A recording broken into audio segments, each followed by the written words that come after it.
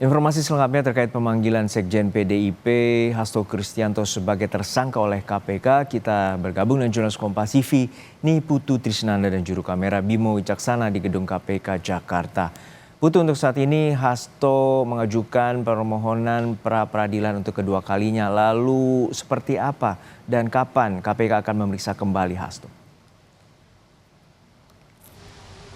Ya, selamat siang Juno dan juga saudara. Memang betul penundaan pemeriksaan ini sudah diajukan oleh Hasto Kristianto dengan landasan bahwa pihaknya atau kubu Hasto Kristianto ini mengajukan kembali pra-peradilan dengan dua permohonan. Pertama terkait dengan perkara soal suap Harun Masiku kepada anggota KPU dan juga Bawaslu, dan yang satunya lagi ini berkaitan dengan perkara dugaan perintangan penyidikan dalam proses pencarian Harun Masiku.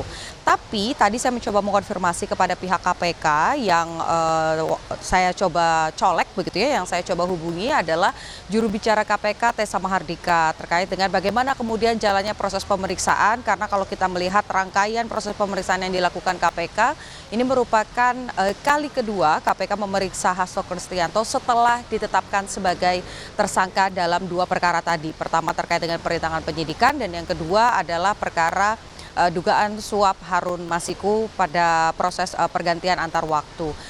Sampai dengan pukul 10.00 waktu Indonesia bagian Barat, Hasto Kristianto tidak datang ke Gedung Merah Putih KPK. Kemudian juga meskipun suratnya sudah dilayangkan pada pukul 8.30 waktu Indonesia bagian Barat, artinya pada Senin pagi, tapi sampai dengan saat ini memasuki pukul 12.00 waktu Indonesia bagian Barat, pengakuan dari KPK surat tersebut belum diterima penyidik, sehingga juga belum ada tindak lanjut apakah kemudian surat permohonan tersebut diterima oleh penyidik dan akan dilakukan pengaturan jadwal ulang.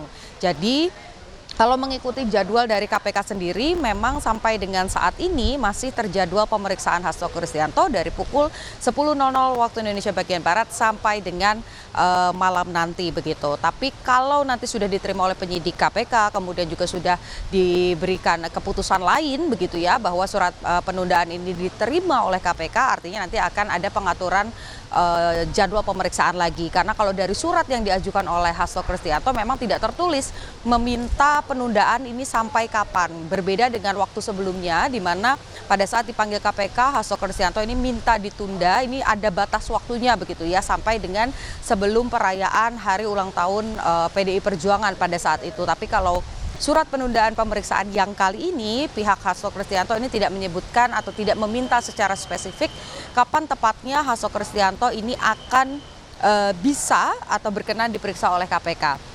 Di satu sisi betul tadi yang Anda sampaikan, Juno, bahwa memang pra-peradilan ini diajukan kembali oleh Hasto Kristianto karena berdasarkan klaim dari pihaknya Hasto, hasil dari pra-peradilan jilid 1 begitu ya, supaya mudah diingatnya dan juga dipahami, ini dianggap belum menyentuh pada pokok perkaranya, yaitu terkait dengan sah atau tidaknya penetapan tersangka dari Hasto Kristianto. Malah justru lebih pada pertimbangan-pertimbangan Hakim Tunggal Jumyanto ini berkutat pada administratif, di mana ada dua perkara yang dibahas atau diajukan dalam pra-peradilan, tapi hanya dalam satu permohonan saja.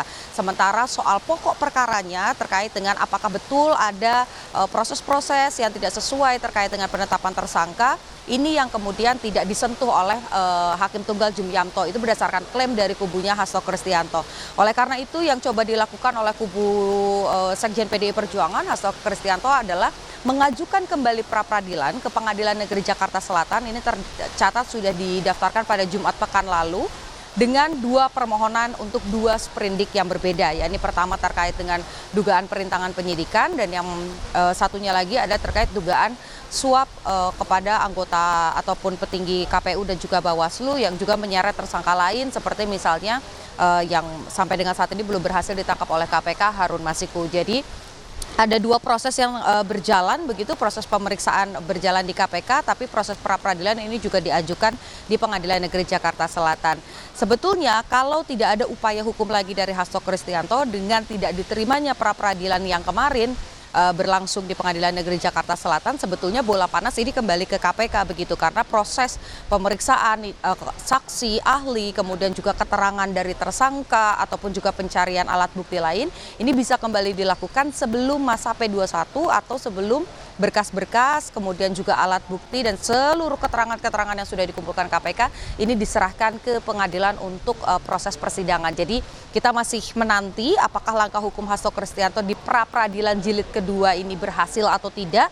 Jika tidak, maka ya tadi proses hukum di KPK akan terus berjalan sampai dengan nanti finalnya adalah kalau alat bukti dan juga keterangan saksi makin mengerucut dan menguatkan bahwa Hasto Kristianto ini adalah tersangka, maka bisa berlanjut ke proses persidangan. Juno.